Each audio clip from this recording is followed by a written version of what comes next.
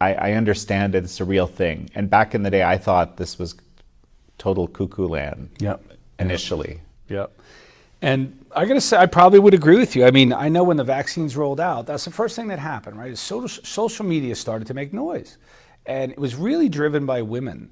And there's very good reasons for that, who were reporting sudden menstrual abnormalities after years or decades of really regular cycles. And they were noticing that it started to happen. They were talking amongst their friends, and these women started to notice that their cycles were off, heavy bleeding, missed periods, things like that, painful periods, and they hadn't been vaccinated. But they were, everyone was getting vaccinated. And then there were social media groups where they started to talk about this and share it. And then there was one group that started a website called My Cycle Story, where women were able to, relate these things. But when there's truth, when the fact checkers come after you, right? So those Facebook groups were disbanded, they were, deplatformed.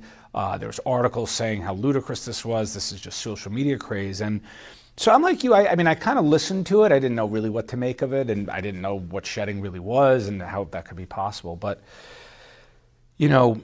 I finally did the scientific research. So here was my evolution is, in fact, the first patient I treated was March of 2021. It was a woman who got to me through actually a podcast that I'd done an interview with. And she related that she had gone to a massage therapist who had gotten boosted the day before. And she came home that night, and I think she missed her period within 2 days. She had tender, swollen breasts. She was cramping. And she said she'd been so regular for the last 20 years. She was 43, I think. She said this was totally abnormal, and she really related it to that very close exposure to the massage therapist. And I didn't really know what to do for her. I knew ivermectin binds spike, and I thought maybe there was some shedding of spike, and I actually put her on ivermectin, and actually she got her period back. She hadn't had her period in, I think, about 6 or 8 weeks by the time she talked to me, and she still was very uncomfortable, and about 5 days after ivermectin, she got her period back.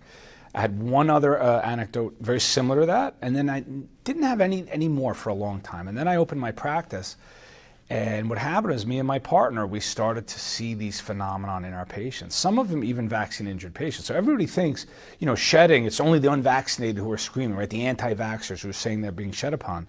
That's not true.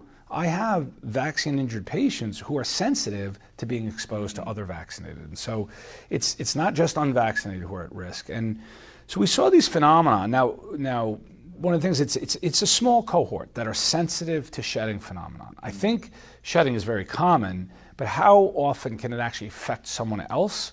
That's very variable. And our best insight to this point, after doing a lot of research, talking with a lot of other clinicians, is that it tends to happen to people who are very sort of environmentally sensitive, either or pharmacologically sensitive, like they can't handle pharmaceuticals, environments, have allergies, things like that. And some of them are really quite sensitive, but that's why I think most of us are unaffected. I also think there's a cohort out there who are sensitive and they just don't know what's happening to them.